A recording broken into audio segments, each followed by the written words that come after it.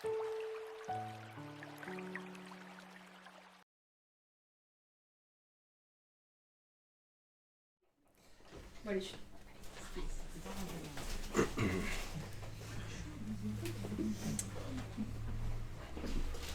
bien, bonsoir. Bonsoir, merci d'être venu à la librairie Almora. On a le plaisir aujourd'hui, ce soir, de recevoir Didier Weiss et Alain Skenazy, ici présents. Je salue nos amis de Facebook. Oui. Et merci à la librairie de nous accueillir. Alors, nous allons parler d'un livre qui vient d'être édité aux éditions Almora, du même nom donc. Une vie libérée. Voici, Une vie libérée. Le guide complet du dépouillement personnel. Donc on parlera du sous-titre bien sûr tout à l'heure. Alors, je vais vous présenter tous les deux. Donc, Didier, tu habites près de Pondichéry, à Auroville. Ouais. Donc, Auroville, pour ceux qui ne connaissent pas, peut-être c'est une cité un peu idéale qui avait été créée autour des idées d'Aurobindo. Bien sûr. Voilà. De mer, oui. L'impulsion initiale était Aurobindo, mais Mère a mis ça en pratique concrète. Quoi. Tu étais ingénieur du son quand tu es parti vivre là-bas en 1994. C'est ça, j'ai habité Paris pendant 12 ans et j'ai eu le métier d'ingénieur du son dans le domaine du show business un petit peu, du rock, pop, etc. Tu avais un studio ? J'avais un studio ici dans le 20e à un moment donné. Enfin, j'ai eu plein d'aventures sur Paris, quoi, en fait. Donc c'était... C'est une vie très complète. Je ne suis pas parti de Paris par dépit ou par... c'était vraiment comme une phase qui était terminée, qui m'apportait dans un autre endroit. Et cet autre endroit était l'Inde. Et ça fait 28 ans que je suis là-bas. Et donc, j'imaginais pas que j'allais rester aussi longtemps. Quoi. Et tu as continué ton métier d'ingénieur du son, d'acousticien là-bas dans le cinéma Tout de suite, j'ai pris donc une année sabbatique. Plus d'une année sabbatique, en fait, réellement. J'ai pris 2-3 ans sabbatiques. En fait, l'impulsion initiale était quand même venue d'une espèce d'intuition qui était là, qui était confirmée par une émission radio qui était sur France Culture de Jiddu Krishnamurti, donc le Krishnamurti qui parlait français d'ailleurs très bien à l'époque quand j'avais entendu l'émission, et qui disait bien sûr la vérité comme il en parlait est un pays sans chemin, mais si vous avez une possibilité quelque part de prendre du temps et de l'espace pour cette recherche, n'hésitez pas à sauter dedans. Non, il n'a pas dit aller en Inde, il a dit juste de prenez du temps, et c'était la façon d'un petit peu de casser cette vie qui était vraiment engagée très très fort sur Paris, et de sauter dans cette proposition. D'accord. Et puis là-bas, en Inde, tu as rencontré Ramesh Palseka. C'est ça. Qui a été très importante pour toi, on va en parler tout à l'heure. Et puis, tu as commencé à... tu as écrit un livre, je t'ai rencontré par ton premier livre, qui a été publié aux éditions Acarias Originelles, Exploration non-duel, Retour au paradis perdu, en 2016. Voilà, un livre d'entretien déjà. Et puis, tu as commencé à enseigner vers quelles années à peu près, enseigner la non-dualité ? C'est assez étrange parce que déjà je ne me sens pas un enseignant dans la non-dualité. Il y a une forme de communication qui s'est mise en place, c'est sûr, il n'y a pas de doute par rapport à ça. Mais déjà, ce n'est pas mon activité principale.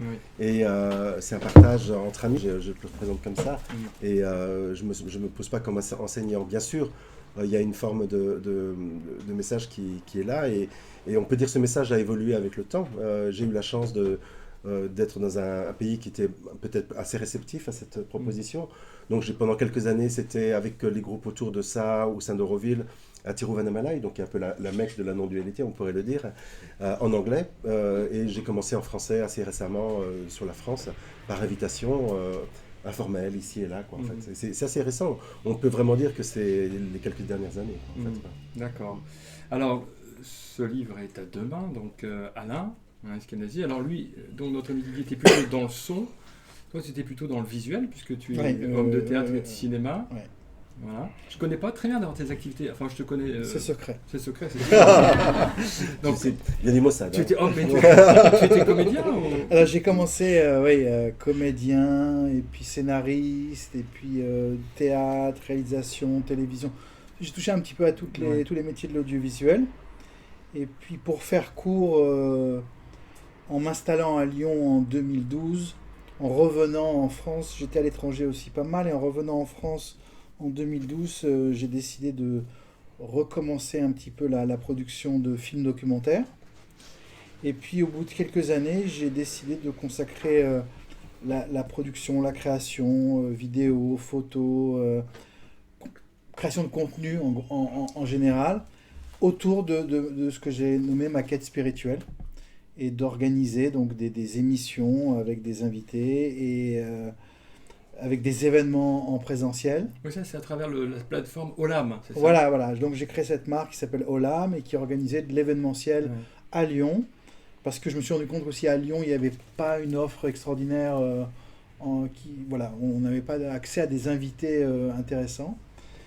Et donc j'ai fait du online et du présentiel, les deux en même temps. Et le Covid a accéléré le développement du online, évidemment, comme pour beaucoup. Voilà. Et puis très vite, donc toutes ces activités se sont centrées autour de la non-dualité, sans que je sache vraiment pourquoi, mais par la force des choses. Voilà, les invités. Et comment vous vous êtes rencontrés? Je vais te dire tout de suite. En fait, donc j'ai créé les premiers invités étaient des invités québécois autour de la non-dualité. Et il y avait une agent d'une invitée qui s'appelle Isabelle, qui est québécoise et qui m'a dit regarde cette vidéo, il s'appelle Didier Weiss, tu vas voir, il est super sympa et peut-être même intéressant. Et c'est vrai que je l'ai regardé, j'ai trouvé sympa. Intéressant moins, mais super sympa. Et donc je l'ai contacté. On a fait un Skype, un Zoom tout de suite, et puis je lui ai proposé de venir à Lyon. Et puis voilà, on a fait un premier événement ensemble, et puis depuis, voilà, et puis pour moi, ça a été aussi, la rencontre avec Didier était une révélation personnelle, parce que c'est le langage qui m'a tout de suite le plus touché, de tous les gens que j'ai fait venir, et de toutes les rencontres que j'ai eues. J'ai trouvé dans Didier un ami, mais aussi un guide, avec un vocabulaire, un message qui m'a particulièrement remué. Et le livre, donc c'est un livre de dialogue où Alain, tu joues un peu le rôle du naïf, quoi. Ouais. Dire, à mon avis, tu te fais passer pour plus naïf que tu l'es vraiment. Parce que c'est sûr. Hein, c'est sûr, voilà. Bien sûr. Donc tu poses des questions et Didier propose des réponses. Vous avez un dialogue tous les deux. C'est ça. Et alors, à l'origine, je crois que c'était des vidéos, c'est ça Donc il y a toute une série qui a été intitulée Looking for Atman. Chercher le soi. Oui, c'est ça. Et La donc, recherche d'Atman. Qui était vraiment une improvisation totale, parce qu'il n'y a pas eu de thème de développer, il n'y a pas eu de plan de discussion. C'était vraiment, à chaque fois, on démarrait un peu où on s'était arrêté, et puis c'était vraiment... Et donc la totalité de ces vidéos, quand ça a été publié, présentait une forme de globalité sans qu'on s'en rende compte réellement. Et en prenant un peu de recul par rapport à ça, on s'est aperçu qu'il y avait du matériau qui était brut, mais intéressant, quoi, en fait. Voilà. Donc il y a eu bien sûr un travail énorme de Cécilia, de mon épouse, pour retravailler tout ça, le rendre intelligible au niveau du français, et de faire quelque chose qui soit un outil finalement, qui reprenne toutes ces facettes et qui les présente. On pourrait presque dire que c'est une sorte d'introduction à la spiritualité, en fait. Une introduction. Voilà, ça commence par une introduction, oui, je suis complètement d'accord, mais ça, voilà, l'idée c'est qu'on arrive étape par étape, chapitre par chapitre à... Il y a 12 chapitres, Voilà, c'est ça, à arriver sur quelque chose qui soit, on pourrait dire, le but final de cette proposition de la non-dualité. Alors, justement, le but final, c'est peut-être une vie libérée. Une vie libérée de quoi, en fait? Comment est-ce que vous avez... Pourquoi ce titre, Une vie libérée? On est libéré de quoi? Donc on est enfermé, on est esclave? Dites-moi. Comment tu sens? C'est un bon de parler? Non, mais c'est-à-dire que... On en parlait d'ailleurs aujourd'hui, c'est souvent la quête spirituelle. À l'origine d'une quête, il y a une forme de souffrance. Okay, et cette souffrance, elle peut avoir plusieurs origines. Et ça peut être un poids. Et puis à un moment donné, au cœur de cette souffrance, qui peut être très difficile, on se dit qu'il y a peut-être autre chose, une autre façon de regarder l'existence. Et qu'il y a peut-être un moyen de se libérer de quelque chose.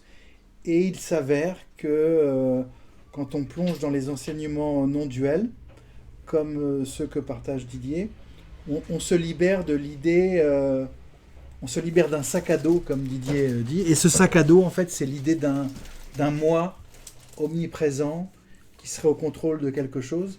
Mais là-dessus, je pense que Didier peut développer encore C'est plus libérer du précisément. moi alors, libérer la souffrance causée par le moi. C'est pas vraiment libéré du moi parce que c'est la découverte à faire, c'est que ce concept, moi, est en fait réellement un concept et n'est pas une réalité qu'on peut vérifier, hein, qu'on peut extraire de notre vie. Quand on regarde, chaque fois qu'on regarde les définitions de ce soi-disant moi, de cette particularité, toutes les définitions qui sont trouvées montrent que finalement c'est une forme de croyance qui est à l'œuvre. Comme celle du Père Noël. Comme celle du Père Noël.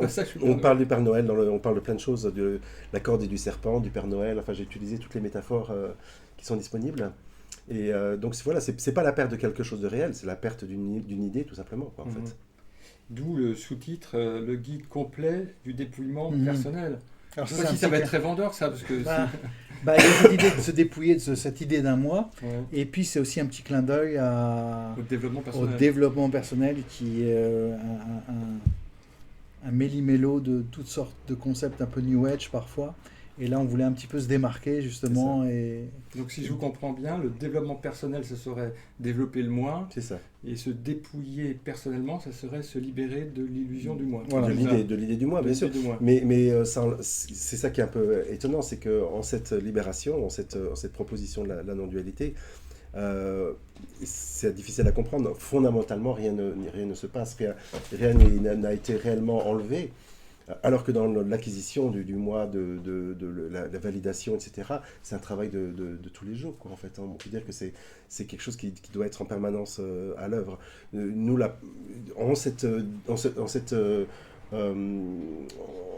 disons, ces outils qui ont été présentés, il est possible de rester dans cette conclusion qui dit, ben voilà, la vie peut continuer. C'est pas un entretien de toute une vie, en fait, réellement. Oui. Et donc, si je comprends bien, la vie libérée, c'est un chemin que vous nous proposez à travers 12 chapitres C'est ça. pour atteindre, entre guillemets, ce qu'on appelle l'éveil, ce que vous appelez l'éveil dans le livre. Je commence tout de suite par la fin, là. C'est le but, hein. Ça donne la perspective du livre, quoi. C'est pour ça que c'est pas du développement personnel, là. C'est ça. Il y a quelque chose de... bah voilà, il y a cette idée d'éveil qui revient en permanence, qui est parfois non dite ou pas assumée chez certains enseignants et puis chez d'autres plus clairement.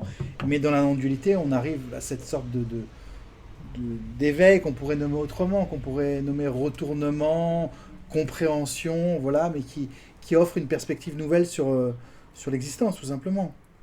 Et quand on demande aux éveillés qu'est-ce qui change, ils vous répondent tout change et rien ne change. C'est énervant. Hein. C'est très énervant. Et voilà, donc il y a cette idée que la vie continue de produire ce qu'elle produit de la même façon, joie et peine. Ce qui change, c'est peut-être la façon dont on les reçoit, quoi. Ouais. La lecture de la grille de lecture, on pourrait dire, qui est complètement différente, bien sûr. Inversée, on pourrait dire même. Je vais vous poser la question à 200 balles. Qu'est-ce que c'est que l'éveil pour vous, alors ? On a 200 balles. Je vais les voir d'abord. D'abord, il faut mettre l'argent sur la table. C'est pas assez cher en plus. Oui, c'est sûr. En plus. C'est sûr. C'est toujours pareil. Ces définitions-là, elles sont jamais réellement. Les mots sont bien insuffisants pour en parler réellement, quoi, en fait. Mais disons de la façon la plus simple, c'est la réalisation d'une absence, la réalisation que quelque chose qu'on a cru être là toute une vie, une histoire individuelle, personnelle, localisée, n'est en fait en réalité la description que d'un personnage, hein, donc les personnages qui sont bien visibles ici, mais pas la description de cela que l'on est réellement, et que dans cette réalisation-là, cette grille de lecture dont je parlais tout à l'heure est complètement changée. Donc le personnage reste, heureusement, cette conversation est toujours disponible, mais plus vécu de la même façon, du même angle du tout, en fait. Voilà. Donc l'éveil, c'est cette inversion qui dit ce que je suis n'est nulle part dans cette pièce. Il est absolument pas une quantité, une matière, une chose qui pourrait être définie dans le temps et l'espace. Et en ce sens-là, il y a vraiment il y a un événement qui informe, qui dit effectivement cela que je suis n'est pas une chose, n'est pas manifesté réellement, en fait. fais juste une petite pause pour que, Ouais, que je me rentre. nos amis- Bonjour.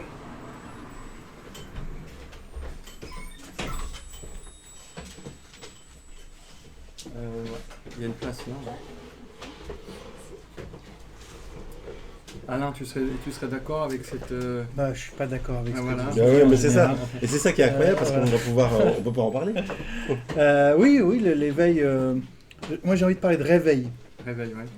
De se réveiller d'une illusion, en fait, qui est parfois aux commandes de notre existence. Voilà. Donc, c'est l'idée de se réveiller, chacun avec une intensité différente, se réveille, avec un déploiement différent. On parle parfois de réalisation aussi. Bonjour. Bonjour. On parle parfois de réalisation. Voilà, ça c'est des termes un petit peu des fois galvaudés, mais moi ce que j'aime bien dans le terme réalisation, il y a cette idée de réaliser quelque chose, réaliser l'illusion, dans le sens je réalise que. Voilà. Et qu'est-ce qui pourrait pousser quelqu'un à entreprendre ce chemin en fait vers l'éveil? Pour se dire, bah, au fond, on peut vivre très bien sans. Pourquoi j'achèterais ce livre? Pourquoi j'irais à tes stages Sauf que concrètement parlant, Ouais. honnêtement, la condition humaine fait qu'on ne vit pas très bien sans, en fait, réellement. Donc c'est la réalisation qui peut arriver à un moment donné dans cette souffrance d'une vie, dans ce cauchemar qui est en place dans certains cas. C'est pas toujours le cas, mais à des degrés différents. Il y a quand même une forme d'aiguillon qui dit, mais quand même, cette incomplétude, cette impression d'être toujours quelque part une toute petite chose au milieu d'un monde immense, c'est fatigant, et c'est plus que fatigant, ça peut être épouvantable en fait finalement. Donc voilà, la proposition c'est de dire cette impression est juste une forme de film d'épouvante qui est à l'œuvre, Film d'épouvante. qui peut s'arrêter, bien sûr. Oui, il y a quand même une souffrance latente qui est commune à l'ensemble de l'humanité. Oui. C'est ce qu'on appelle le samsara. Et donc, forcément... Non. Oui, vas-y, tu utilises des mots sanscrits maintenant, je suis Ah oui, très d'accord. impressionné, hein. D'accord. Tu as bien étudié Oui, la t'as vu, question. j'ai travaillé. Dans la langue française. Oui, oui. C'est comme karma. Oui, le samsara, le karma, etc. Donc il y a cette souffrance qui est reconnue ou qui n'est pas reconnue, mais qui est souvent là et qui parfois est glissée sous le tapis chez certaines personnes. Ouais. Donc voilà, on peut vivre toute une vie dans la souffrance et en refusant de le voir aussi. Bien sûr. Et on peut vivre aussi sans aucune souffrance et ne pas chercher l'éveil et tout va bien aussi. Bien sûr. Donc voilà, c'est ce dont on discutait aujourd'hui. Est-ce que il y a la quête de sens, il y a la souffrance qui mène à s'intéresser à ces choses-là. Didier me disait que finalement la quête de sens c'est aussi une forme de souffrance, Ouais. une nostalgie de quelque chose qui n'est pas complet. Bien sûr. Voilà, après ça touche pas l'ensemble de la population, ce besoin d'aller chercher des réponses, de lire des livres, d'aller à des ateliers. Pourquoi les gens vont à tes ateliers, José? Tu as des réponses? Mais c'est toi qui as survécu aujourd'hui. Hein, Voilà. Ouais, c'est ça. Mais parce qu'il a l'habitude. Oui, c'est vrai. Alors, c'est ça le naturel. Ça s'est retourné, t'as vu? Et non, je vais poser Mais, une question. mais réponds quand même. Non, mais je pense que oui, c'est ce sentiment d'incomplétude et Ouais. la volonté, le désir de ne plus souffrir, quoi, Bien sûr. de trouver une paix qu'on n'a pas ailleurs. D'ailleurs, dans le livre, à un moment donné, vous parlez aussi de psychologie, parce qu'on pourrait se dire, bah, si on a des problèmes, allons voir les psys. Donc, quelle différence il y aurait entre ce traitement psy et ce traitement psy? Oui. Ben, en fait, chaque chose a sa place aussi. C'est qu'on a effectivement, si on se réfère donc à mon, je dirais mon guide, Ramesh Balsekar, Ouais. qui était quand même extrêmement radical dans la non-dualité. Peut-être tu peux dire un mot de Balsekar, parce que je ne suis pas sûr que tout le monde sache exactement. Donc qui Ramesh il est. Balsekar était, il est décédé il y a quelques années, était en fait un banquier. Oui, c'était le chef le directeur de la State Bank of India pendant pas mal d'années. À la retraite, il a passé l'essentiel de son temps en tant que traducteur d'un enseignant qui s'appelait Nisargadatta Maharaj. C'est pas facile à prononcer, mais j'y suis bien arrivé. Ouais. Et donc, dans cette traduction-là, il y a eu quelque chose qui s'est passé. Il y a eu une forme de mutation dans sa vie. Et il est devenu lui-même enseignant. Et j'ai eu la chance de le rencontrer entre les années 95 et 98. Et ça a été une révélation totale parce que c'était ce que j'avais toujours attendu finalement. C'était une évidence. Donc ça a pris du temps pour absorber, pour lâcher prise, pour comprendre de quoi ça parlait. Tu l'as vu souvent? Écoute, j'allais assez régulièrement sur Bombay parce que j'avais du travail. Paradoxalement, je travaillais, et je travaille encore maintenant d'ailleurs, dans le show business avec Bollywood. Donc c'est un peu presque une forme de pied de nez par rapport à cette spiritualité, quoi, hein. C'est presque l'opposé. Et donc toutes les occasions étaient bonnes pour aller le voir. Quand on me demandait de venir pour une visite, j'étais le premier sur place. Et puis je passais 2, 3, 4 jours avec Ramesh le matin. Et j'ai eu là aussi la chance de passer du temps avec lui en privé, parce qu'il y a eu des différents événements où ils avaient besoin de quelqu'un pour faire un enregistrement pour un film, un documentaire, etc. Et à chaque fois, je me proposais il m'appelait pour que je vienne, pour m'occuper de ça. Et donc, l'après-midi, j'étais avec lui, on regardait le cricket ensemble. Le cricket? Ouais, c'est pas du tout mon truc, hein, mais lui était passionné. Et ça donnait vraiment aussi une information capitale qui disait que Ramesh, regardant le cricket, était absolument ordinaire. Il jurait comme un charretier. Et il était complètement pour son équipe et contre les autres. Et quand on voit dans l'angle non-duel, ça fait bien sourire quand même, quoi, en fait.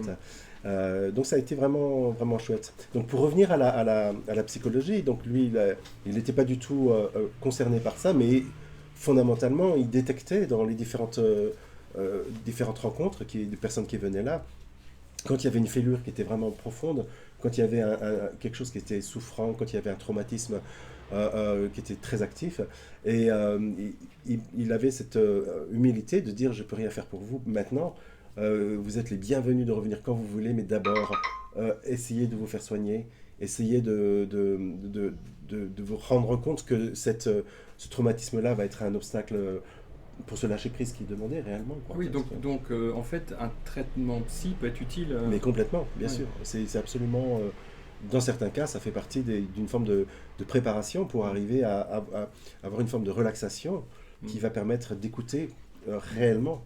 Et Alain, il en a eu besoin beaucoup, non? C'est ça Bah là, non, moi, c'est vraiment sous contrôle.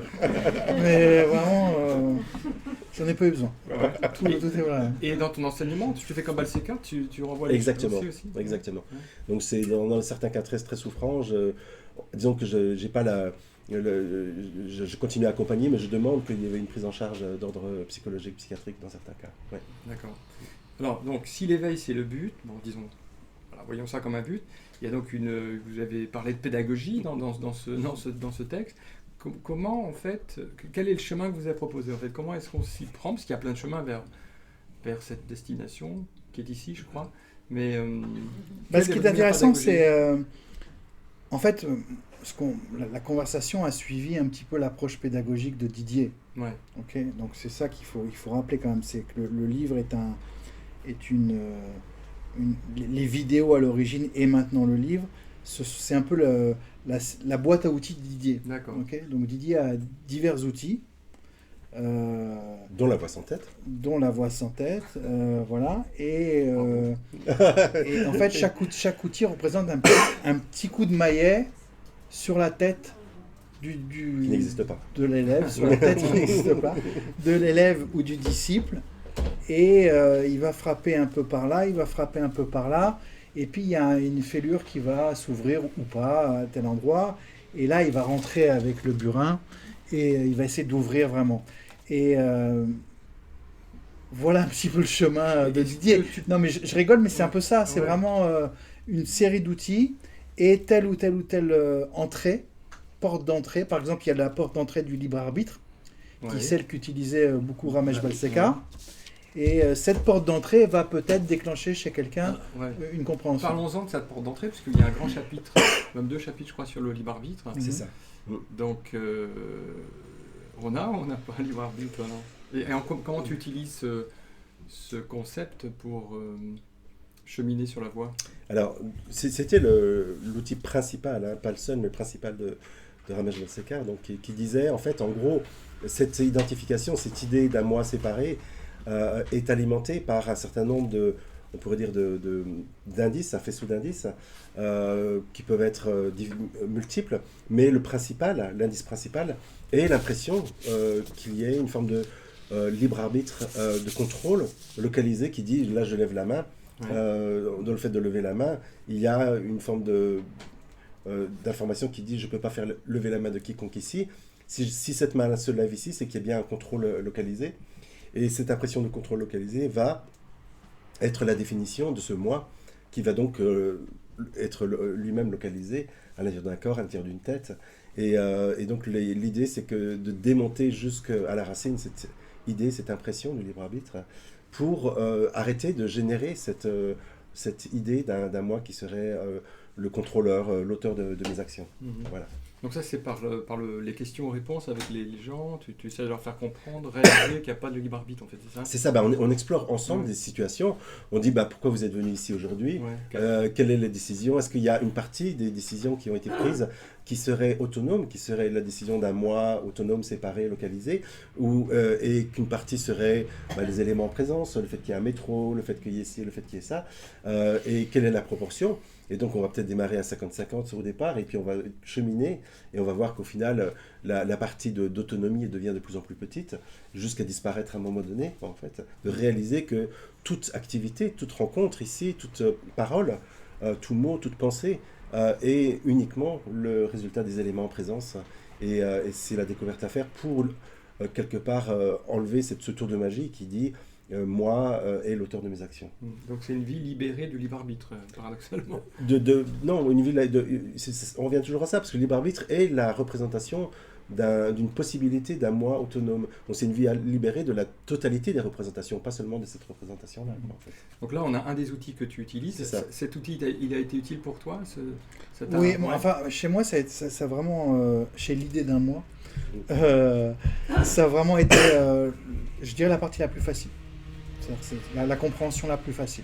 Voilà, on peut négocier 5 minutes, mais voilà, après, c'est tellement facile à démontrer l'absence de toute décision autonome que voilà, ça n'a pas été compliqué. Ça a été la porte d'entrée la plus facile. Ouais. Okay. Et quelles sont les autres portes d'entrée alors? Ça, c'est le travail sur le libre arbitre. Oui, mais il ne faut pas dévoiler ce qui est dans le livre. Non, un peu de teasing encore. Un peu de teasing encore. Encore un au moins. Encore, c'est ça. J'ai enlevé le haut, faut que j'enlève le bas maintenant. Il y en a combien en tout d'outils? Il y en a, je sais pas, il doit y en avoir une douzaine à peu près en tout. On dévoiler encore un ou deux. Oui, tu as raison. La pression, par exemple, d'être... si on n'est pas le libre arbitre, si cette conversation, le fait qu'on soit ici, viennent des éléments présents, on peut être, par exemple, une espèce de gremlin, une petite personne à l'intérieur d'une tête qui regarde à travers les yeux, qui entend à travers les oreilles, qui parle à travers la bouche. Donc c'est la représentation que j'ai ici. Dans Men in Black, dans Men in Black, le petit extraterrestre qui est dans la tête des personnes pour les contrôler, mais aussi pour regarder à travers les yeux, pour entendre à travers les oreilles. Est-ce qu'il y a réellement une petite âme ou une petite personne dans la tête qui serait qui regardait à travers les yeux, qui écouterait à travers les oreilles? C'est à vérifier, et donc on vérifie ça ensemble, on va étape par étape. Et ça aussi, ça peut se déconstruire, l'impression de ce centre de perception. Donc c'est plutôt une voie qui passe par les questions-réponses. Ça passe par la déconstruction. Par l'analyse, en fait. L'analyse et le neti-neti de la traduction qui dit cela que je crois être, ce moi, n'est pas ceci, n'est pas cela, n'est pas ceci, n'est pas cela. Donc on dit neti, neti, neti. C'est la seule possibilité. C'est pas une voie positive qui va dire vous êtes cela, qui va dire juste vérifier toutes les possibilités de l'idée d'une séparation. Que reste-t-il après? Je n'ai pas besoin de pointer plus loin que ça, en fait, finalement. Mais ce qui est intéressant, c'est que dans l'approche de Didier, il y a cette analyse presque scientifique qui passe par une compréhension intellectuelle et qui, d'une façon un peu magique, j'ai envie de dire, miraculeuse, descend après dans autre chose que dans une expérience presque émotive, émotionnelle, descend dans le corps, dans le cœur, etc. Et ça reste pas au niveau d'une simple compréhension intellectuelle. Sinon, ce serait la philosophie. Et il a ça presque sans le vouloir, parce qu'il a son discours est très carré, très scientifique, très dénué de toute forme d'ésotérisme, de mysticisme. C'est vraiment très simple et très concret. Voilà, c'est le mot que je cherchais. Et cette compréhension vraiment se déploie après de façon, j'ai envie de dire, sensuel. Il y a quelque chose de sensoriel et de sensuel qui suit la compréhension. Et cette expérience sensuelle ou sensible qui suit la compréhension, est-ce que c'est quelque chose qui se stabilise ou est-ce qu'il voilà, comment ça se passe après, c'est instantané, tu vas répondre, définitif où les gens voilà, ils ont cette expérience, cette compréhension expérientielle et puis après ils la perdent. Comment vous avez vu ça chez les gens? C'est très difficile parce que là, on va rentrer dans les statistiques de comment ça fonctionne, etc. Je ne suis pas certain. Il y a de toute évidence, à un moment donné, une mutation qui est en place. Il est possible que cette impression de séparation revienne, mais souvent c'est quelque chose qui est infiniment plus affaibli et qui va revenir, repartir, affaiblir, repartir un peu comme une... Ramana Maharshi parlait de ventilateur qui continue à tourner après qu'on ait coupé l'interrupteur. À mon avis, quand l'interrupteur a été coupé, d'une manière ou d'une autre, cette idée, cette impression, ce vécu de séparation disparaît. Je ne sais plus qui c'est qui disait, un enseignant, un maître aussi, quand ça a été vu une fois vraiment, il y a quand même une ouverture qui dure, quoi. Après, Ramesh disait, vous êtes dans la gueule du tigre, donc c'est, voilà, il y a plus possible dans la gueule du tigre, il y a plus possible de revenir en arrière. Il y a quelque chose qui est pas confortable toujours, hein, mais il y a vraiment une possibilité qui est vivante et qui le reste en fait réellement. En fait. Et une fois que les gens ont cette expérience et qu'elle se stabilise, qu'est-ce qui change dans leur vie? J'ai noté que... Ouais. Attends, juste avant, je voudrais juste qu'on soit d'accord sur le vocabulaire. Ouais. Ce n'est pas une expérience. D'accord. Donc, ce qui est proposé là n'est pas l'expérience de quelqu'un qui vivrait quelque chose de spécial. Il peut y avoir on pourrait dire une forme d'illustration, une forme de parfum d'expérience qui peut être là, l'expérience de paix, expérience, etc. Mais ce qui est révélé est alors je vais appeler ça vécu, faute d'autres mots, qui est notre état naturel, qui est la réalité de ce qu'on est, ce qu'on a toujours été, ce qu'on sera toujours. Donc ce n'est pas une expérience particulière, quoi, en fait. Et c'est difficile à atteindre? Absolument pas, puisque on l'est déjà. Oui. Donc c'est la chose la plus simple, sauf qu'une vie a été généralement construite autour d'une complexité de définition de cette particularité qu'on appelle moi. Et dans le livre, à plusieurs reprises, tu dis que voilà, quand ce vécu donc, est réalisé, il y a un effet sur la personne quand même. Il y a moins de jalousie, moins de fierté, moins d'arrogance. Enfin, tu dis que ça diminue. Bien sûr. Donc ça modifie le bonhomme ou la bonne femme, de cette façon. Disons que c'est les effets secondaires. En l'absence d'une forme de point de référence, il y a des choses qui ne peuvent plus réellement apparaître. Cette idée, par exemple, de fierté, de dire, quand même, j'ai vachement bien réussi. Le livre, il est super, c'est génial, il est super. Est-ce que c'est une émotion qui peut venir dans cette évidence que ce livre est apparu du contexte et pas de Didier réellement, du contexte dont Alain fait partie. Et tout le reste, on remonte aux dinosaures et on remonte au Big Bang. Donc l'information de fierté, de culpabilité, de jalousie, il y a plein de choses qui n'ont plus on pourrait dire de carburant pour apparaître et qui vont juste plus apparaître tout simplement. En fait. Donc il y a une modification, on est d'accord Alain? Oui, et en fait je dirais que la modification, elle est tous ces sentiments que tu as décrits, ils apparaissent moins, mais surtout ils ne durent pas. Tu vois, tout ce qui peut être... en fait, on rajoute plus une couche sur les choses, quoi. Il y a plus de, c'est vu immédiatement et ça disparaît beaucoup plus. On est plus vite. Comment? On n'est plus dupe. Oui, non, mais même tous ces sentiments, même fierté, colère, etc. ça peut encore apparaître, mais ça reste pas, quoi. Ça, comme les émotions aussi, ça. Les émotions, mais ça. Disons qu'il y a un certain type d'émotions, et l'essentiel des émotions qui sont toujours disponibles. Il y a un sous-ensemble qui est directement lié avec cette impression de particularité qui, elle, peut disparaître complètement, quoi, en fait. Quoi. Sûrement, oui. Ouais. Et ce que j'ai bien aimé aussi dans le livre, je crois que c'est lié à ton enseignement aussi, c'est qu'il y a pas mal de références au cinéma. Ça, c'est vraiment ta particularité, le cinéma, les films.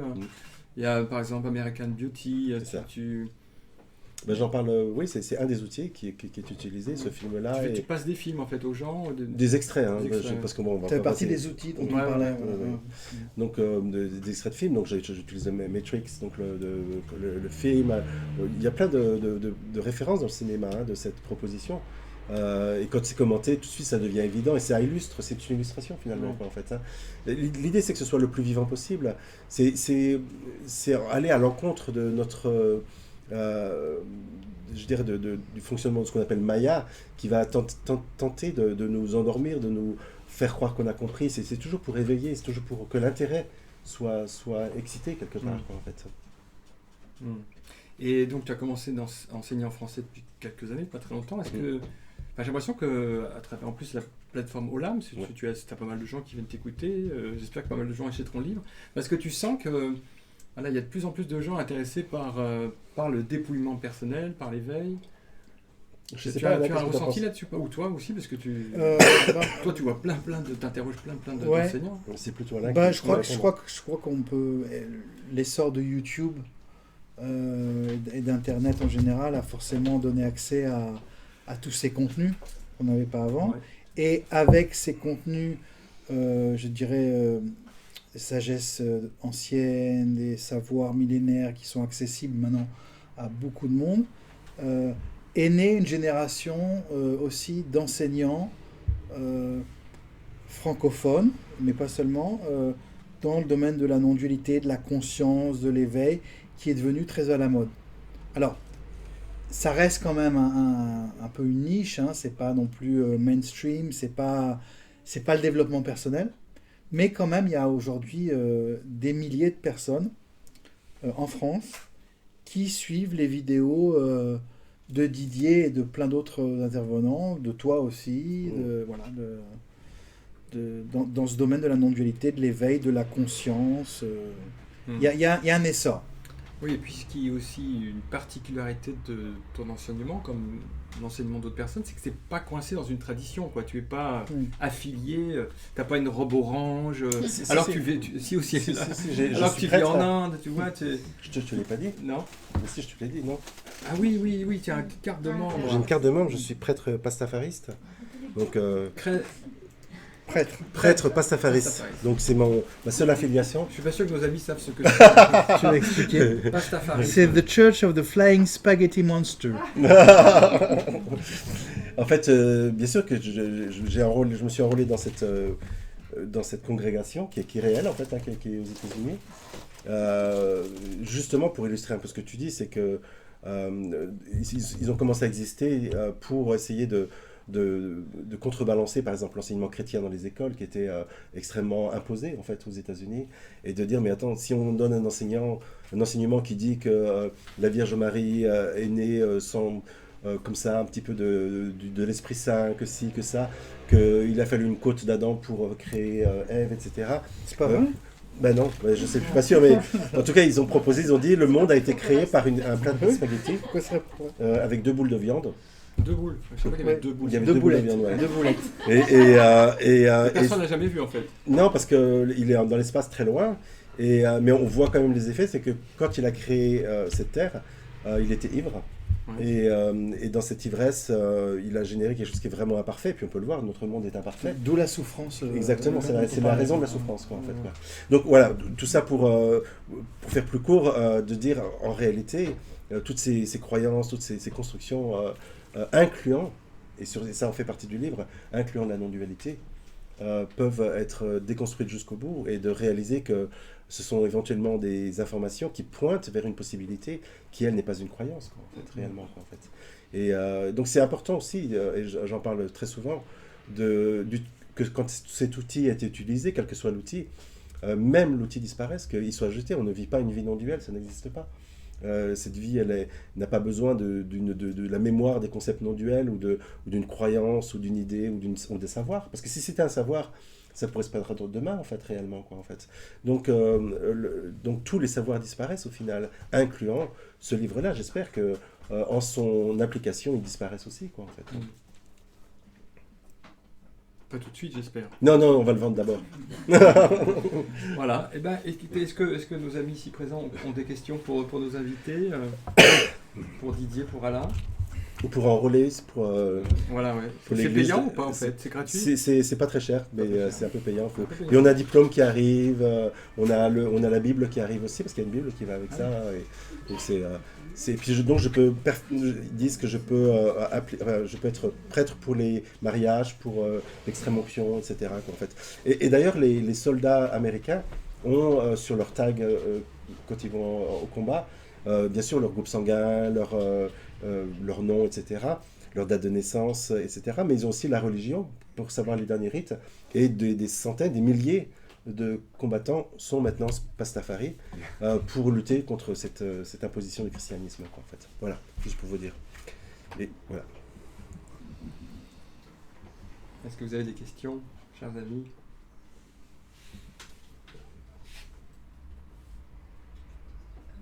Oui, vas-y. Par contre, je veux pas de photo si c'est possible. Non, pas de photo. Alors moi, je fais plusieurs années, j'aime pas le mot éveil, je préfère réveil. Réveil. Dans le même parallèle, je suis psychanalyste pour devenir, enfin voilà, je fais les deux, je suis dans le milieu santé mentale et l'éveil.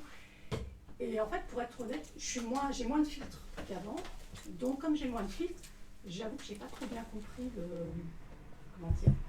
C'est particulier, quand on parle de non-dualité, Oui. moi le terme me gêne un peu, non-dualité, c'est vrai que dans mon cerveau ça bug un peu, le non-dualité, parce que pour vous dire, je vais de temps en temps dans des conférences, soit là dans la santé mentale, et je vois que plus les gens s'intéressent à l'éveil, tout ça, et moins ils se connaissent, et moins ils traitent leurs problématiques, parce que c'est dur, on tourne autour du pot. Et dans ces milieux-là, j'ai remarqué que 80-85%, je suis gentille, la plupart tournent autour du pot, et il y a un déni dans ceux qui s'intéressent à ces sujets.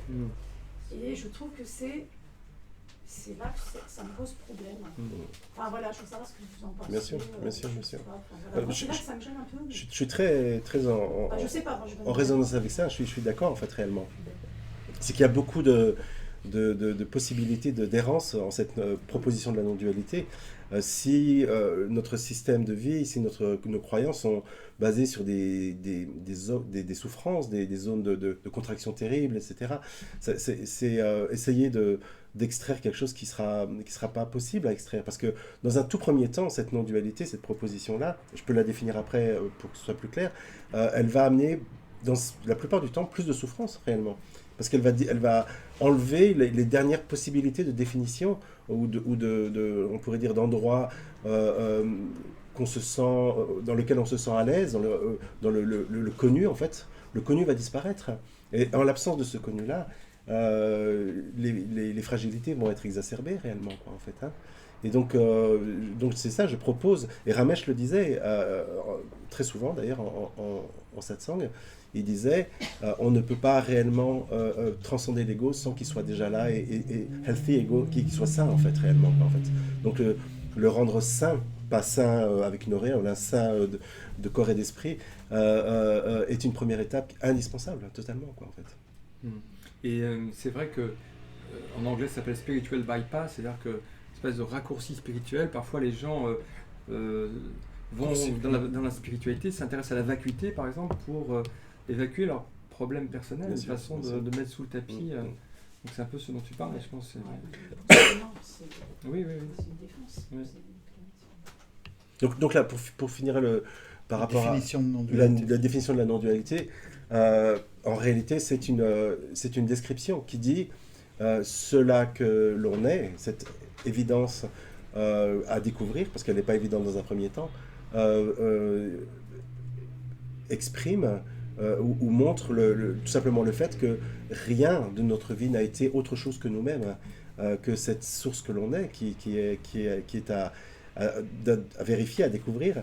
Et donc il n'y a pas deux, il n'y a pas un sujet et un objet, il n'y a pas quelqu'un qui a une expérience et une expérience qui arrive, il n'y a pas un monde et quelqu'un qui serait au sein de ce monde. Donc c'est la possibilité d'une vie non fragmentée, qui n'est plus dans la relation du sujet à l'objet. Ça paraît une impossibilité, parce que toute notre vie a été dans cette relation-là. Et pourtant, cette proposition de la non-dualité peut, dans certains cas, révéler cet impensable, qui est une vie sans pôle, sans possibilité de trouver un endroit où je suis plus moi ou moins moi. La question ne fait plus qu'un sens réellement, quoi. Oui, Alain ? Oui. Oui.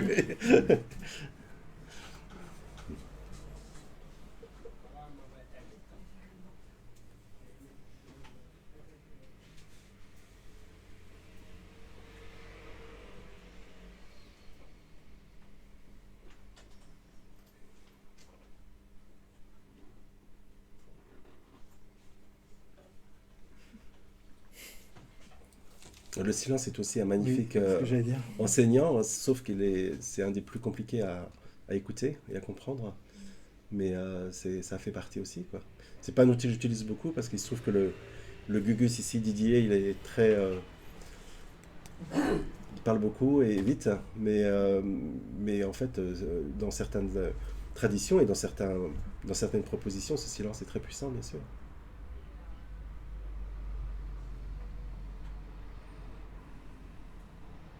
On parle de noble silence, d'ailleurs. Oui.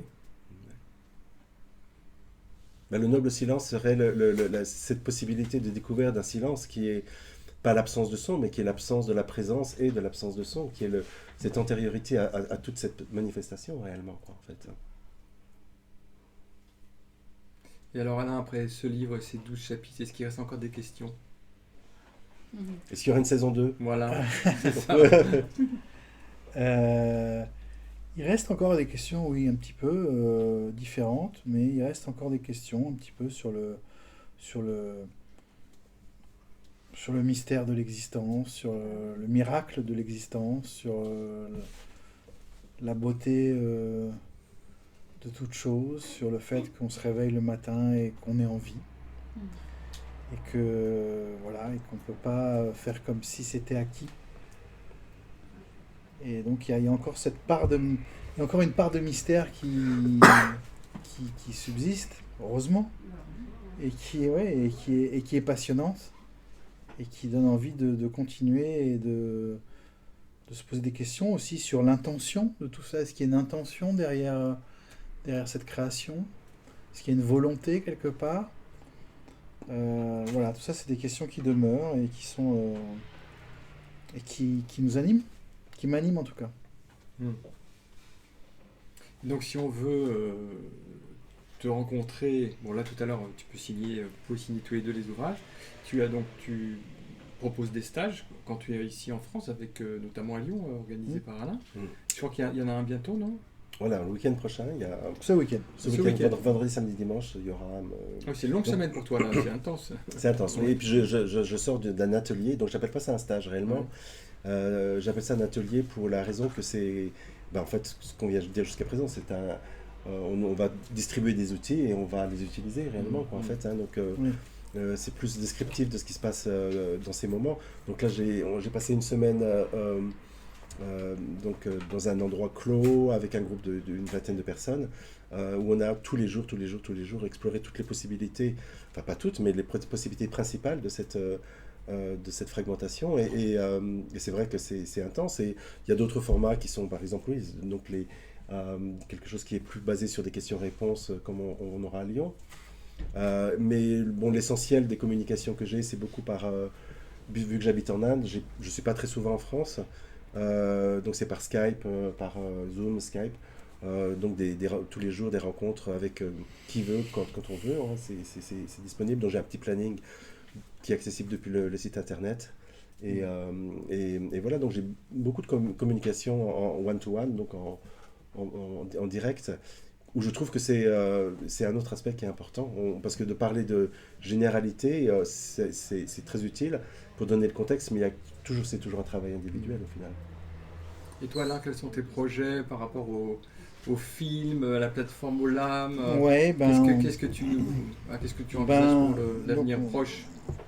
Je continue d'organiser et d'accompagner un petit peu tous ces intervenants.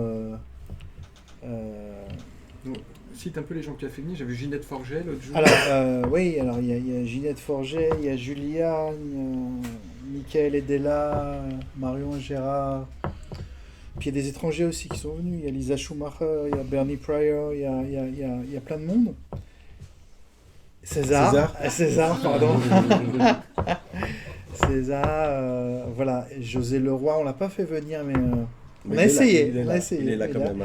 Et donc voilà, donc il y a une plateforme en ligne qui s'appelle Coming Home aussi, qui est une plateforme comme ça événementielle, avec des rencontres avec tous ces intervenants de façon régulière, 2 fois par mois et 4 fois par an avec des week-ends intensifs, où tous nos amis sont présents pendant 3 jours et participent à des satsangs, chacun avec sa couleur. Et voilà, donc activité en ligne, on continue, événements en présentiel sur Lyon, et parfois ailleurs des retraites. Et puis le tournage d'un film sur ce sujet-là.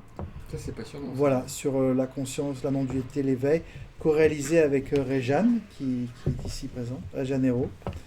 Et voilà, sur un tournage qui est prévu sur plusieurs mois autour de ce sujet-là. Voilà les projets actuels. Magnifique. Ah oui, on s'ennuie jamais. Hein. Bah oui. Une question. Est-ce que la vie libérée libère de la peur de la mort?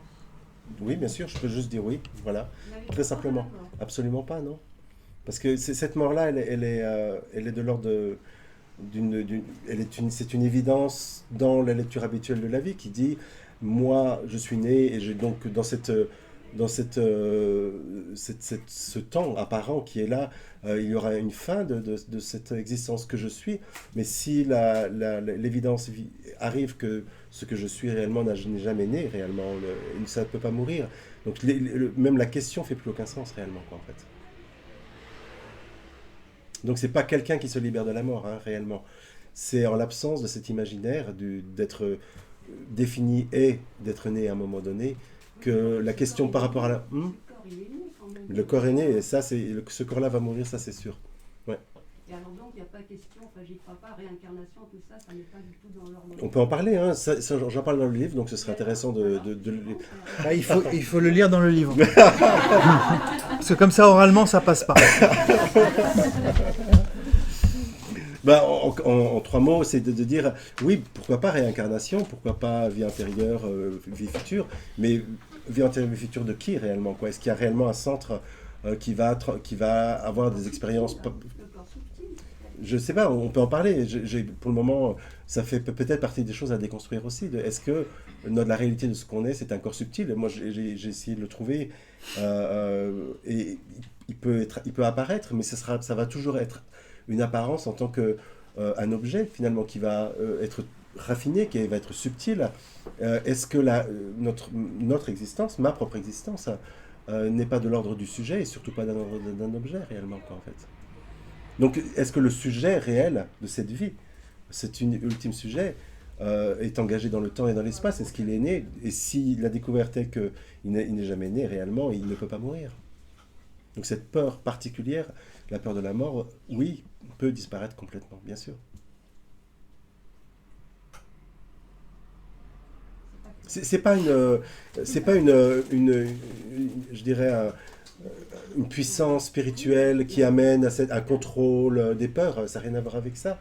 C'est juste la réalisation que ce concept-là de mort concerne bien sûr un certain nombre d'éléments, ce corps-là en fait partie, mais ne me concerne pas en ce que je suis réellement, quoi, en fait. Bien sûr, mais la manifestation, c'est important, l'incarnation quand même. C'est important, mais moi, j'y suis très attachée. Mais je comprends bien, bien sûr. Ben, peut-être que cet attachement-là est la chose à regarder, et ma proposition est toujours de ne jamais, quelque part, mettre cette manifestation, cette incarnation, sous la table, sous le tapis, en disant mais c'est pas grand chose. C'est la réalité de la vie, c'est la beauté, c'est la puissance de cette vie réellement, quoi, en fait, hein. Et donc ça va jamais être enlevé. Ce qui peut être enlevé, c'est cette idée particulière que quelque chose de particulier, de défini, d'objectif, un objet nous concerne directement en tant que cela que l'on est, à vérifier. C'est juste ça qu'il faut vérifier. Et puis il faut aussi dire que cette approche non duelle qui arrive à la conclusion que personne n'est né et personne ne meurt, c'est pas si facile d'accès non plus. Donc ça demande de rentrer dedans, de lire, d'écouter, de suivre. Voilà, c'est pas voilà, ça prend du temps, de l'écoute, de la compréhension, parce que c'est vrai que ça fait bien bugger le cerveau, et on passe par des étapes voilà, qui sont pas forcément fun, hein, tout aussi, hein, déprimantes même parfois, où il y a vraiment une sorte de déprime qui peut apparaître, une sorte d'incompréhension, d'aquabonisme. J'aime bien cette expression. Donc voilà, même si dans ce livre, moi je trouve que c'est expliqué de façon très très claire, parce que Didier a cette façon concrète et claire d'exprimer, c'est quand même costaud, et ça demande... voilà. Non mais c'est vrai, il faut aussi le dire. Costaud. Oui, c'est Dur à avaler, tu veux dire. dur à avaler, c'est ça, parce que d'un seul coup, il y a plus personne, quoi. Donc forcément, ça peut bousculer. Mais si on voit ça comme une forme de suicide, en fait, réellement, c'est une possibilité de le voir comme ça. Au final, ça peut être vécu comme un suicide parce que cet attachement est vraiment, on pourrait dire, la partie qui semble réelle et qui semble être la définition de ce que l'on est.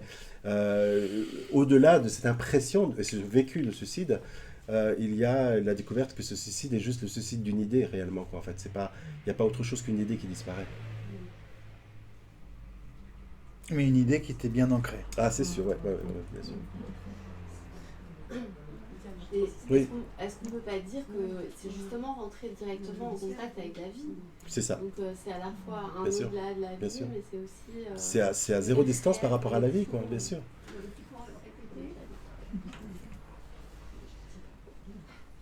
Oui, ce n'est pas, ce qui est proposé là, ce n'est pas de prendre distance par rapport à la vie, ce n'est pas de se détacher de cette vie bassement matérielle, c'est de réaliser que cette vie, que notre conversation là en ce moment, concrètement, est le cœur du vivant et le cœur de cela que l'on est réellement. Et qu'il n'y a pas besoin d'un intermédiaire, il n'y a pas besoin d'une personne, d'une forme d'idée qui serait là, qui dirait cette vie, pour se savoir, a besoin d'une personne. En réalité, elle se vit, elle se goûte, elle se touche, elle à zéro distance, à distance zéro. Et c'est la découverte qu'il n'y a que cette vie. Et ça, c'est vraiment concret. C'est pas on n'est pas perché. C'est pas une distance par rapport à cette vie, bien au contraire. Oui. Je suis désolée. Vas-y. Moi, ça m'interpelle. Je suis pas. Comme je vous dis, ça fait quelques années que je suis inspirée, sentimentale. Moi, je crois en la vie après cette vie. Oui. Donc, moi, j'ai dit, le jour de mon enterrement, j'ai dit à tout le monde, au cas où ça se passe, je veux que tout le monde s'habille en couleur, qu'on fasse la fête et tout. Parce que voilà, moi, je vois la mort différemment. Par Bien contre, sûr. je reste humaine. J'ai des émotions. J'ai beau avoir des choses comme étudier certaines choses et y croire fortement. Il y a des gens qui restent, qui sont en souffrance. Moi, par exemple, quand je vous entends parler matériel, n'empêche que le livre, il faut l'acheter, c'est pas gratuit. On est dans du matériel. Il y a des choses, faut pas être, enfin, c'est du réel. Quand on vient, on échange. Bon, là, on dit dès quelle heure, après je vais manger. J'ai vu que vous regardez votre montre. Il y a ça, il y a ça. Il y a des choses quand même dans le concret. Moi, par exemple, j'ai des émotions. J'ai beau me dire la colère, elle est bonne. J'ai des colères où on peut être en joie, c'est humain. Quand vous parlez, vous habitez en Inde, c'est pas notre culture ici. Est-ce qu'il n'est pas plus facile de vivre sa spiritualité en Inde qu'ici, où franchement, quand on parle de spiritualité, on va me prendre pour un taré. Ici, on me dit, voilà, en Inde, c'est plus accepté. Est-ce qu'il n'y a pas certaines réalités où moi, je suis d'accord avec vous quand vous dites... c'est humain d'avoir peur. Mais j'enlève pas la dimension humaine. Ce dont je parle, c'est la plénitude de l'humain réellement, quoi, en fait. C'est la possibilité que cette vie, en fait, cette expérience qu'on fait là en ce moment, est une expérience humaine, parce que tout ce qui apparaît est une interprétation humaine. Cette conversation-là n'est compréhensible que du point de vue humain. Un micro ne fait du sens que pour un humain. La totalité de ce qui apparaît est une expérience humaine. Et la seule chose que je dis, cette expérience humaine n'est pas quelque chose qui est perçu ou généré par une personne localisée dans un corps, dans une tête, une particularité. C'est l'expérience humaine de cette vie qui propose cette découverte-là. Et c'est la rencontre de l'humanité dans sa plénitude réellement, quoi, en fait. Il n'y a pas un détachement du matériel, il n'y a pas un détachement de la partie humaine, de son humanité. Tout au contraire, ça rend les choses ça rend la vie encore plus humaine, encore plus brillante, encore plus palpable, encore plus en contact avec cette humanité. Et voilà, ça c'est une fausse croyance à mon avis qui peut être aussi une étape. Pardon ? Pour la vôtre. Après moi, je dirais, c'est mon avis, mais moi c'est vrai que ça m'interpelle. J'ai une voix spirituelle, mais je ne me reconnais pas dans tout. Hein. Il y a des choses où j'adhère, il y a d'autres choses. Donc, par expérience, par épreuve de la vie, qui m'a fait dire c'est des chances que j'ai avec vous. Ouais. Si j'avais pas eu ces épreuves, malheureusement, c'est toujours dans l'épreuve les plus difficiles. Là, on se réveille. que je vous dis ça. Hein. Je Bien ne dis sûr, pas ça bien par... sûr, bien sûr. Moi, je suis quelqu'un, je suis dans le... Mais Non, on a tous des expériences ouais. comme ça, en fait. Hein. Je ne suis pas libre de ces expériences non plus, quoi, en fait. Hein. Mais ce que je voulais dire, c'est par rapport à ce que vous disiez aussi, cette spiritualité, elle n'a pas à se vivre en Inde ou ailleurs. Elle se vit partout, Bien au sûr. quotidien, à ce soir, quand on va manger, là, quand on va sortir. Voilà, c'est dans le quotidien. C'est plus simple en Inde. Comment? Non, c'est pas Non, plus simple en Inde. c'est pas plus simple. Je suis dans le pire Est-ce que c'est endroit. plus simple? J'habite en Inde, je suis dans le pire endroit pour cette spiritualité-là. Oui, Donc c'est une image d'Épinal, l'histoire de l'Inde, quoi, en fait. C'est différent d'une culture à l'autre. Non, C'est- non, c'est différent, c'est beaucoup plus difficile en Inde. Ah bon? C'est beaucoup plus difficile en Inde. Une question. J'ai passé 28 ans en Inde, faites-moi confiance. On n'a pas donné cette impression quand vous y allez. Hein. Oui, mais parce qu'il y a une image d'Épinal des Indiens, comme ci, comme ça, etc. La réalité de l'Inde, c'est que c'est une vie basée énormément sur le profit personnel, donc le profit spirituel, donc de dévotion par rapport au Dieu pour avoir des bienfaits, pour son business, pour ses vaches, pour sa femme, etc. C'est du marchandage réellement, quoi, en fait. Hein. Cette spiritualité-là, qu'on imagine être profonde et millénaire, elle est là, mais elle est aussi envahie au milieu d'un fatras énorme, qui à mon avis est bien plus grand en Inde qu'en Occident, où il y a un dépouillement qui est à l'œuvre, qui est vraiment à l'œuvre ici, quoi, bien plus qu'en Inde. Et puis ça représente combien en pourcentage? On a quand même eu Maharaj en Inde. Hein. Comment? Comment? On a quand même eu Maharaj. Oui, mais Maharaj, il y en a eu un. Combien il y avait de personnes qui étaient autour de Maharaj? Il y avait 30 personnes qui étaient autour de Maharaj, et c'était pour 90% des Occidentaux. Alors, ne me parlez pas de la spiritualité en Inde, ça ne fait pas de sens. Pareil pour Ramesh Balsekar. On était 30 autour de lui, il y avait 25 Occidentaux. Donc, est-ce que l'Inde est un endroit qui est précieux pour la spiritualité? Non. Il y a Ramana Maharshi aussi, quand même. Mais oui, mais c'est pareil, c'est la même histoire.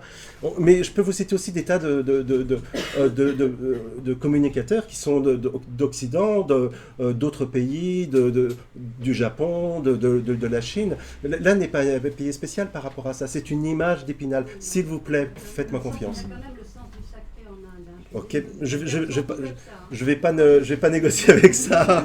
Je peux juste, si tu me permets, si vous permettez. Le sens du sacré fort, et quand vous arrivez à l'aéroport à Paris, c'était très violent. Hein. J'ai beaucoup plus de sens du sacré quand j'arrive à Charles de Gaulle que quand j'arrive à l'aéroport de Madras. Et pourtant, j'habite là-bas depuis 28 ans. Ok? Moi, je suis allée au Congo. Mais pour revenir à Maharaj, dans ses textes, il dit, il parle des gens qui sont autour de lui, il dit heureusement que vous êtes là les Occidentaux, parce que les Indiens, la seule chose qui les intéresse, c'est que je bénisse leurs troupeaux. Les seuls à s'intéresser, en tout cas les principales personnes à s'intéresser à la non-dualité sont les Occidentaux. Vraiment. Dixit Maharaj. Et regardez, le zen au Japon, c'est mort. Ça a disparu du Japon. Bien sûr. Par contre, c'est vivant en Occident. Bien sûr. Non, mais c'est vrai qu'il y a ce cliché de l'Inde spirituelle, d'enseignement, l'hindouisme, le bouddhisme. Chers amis, peut-être qu'on peut s'arrêter sur ce point. Je voudrais d'abord remercier Didier et Alain Merci Alain. d'être venus Merci, ici. Didier.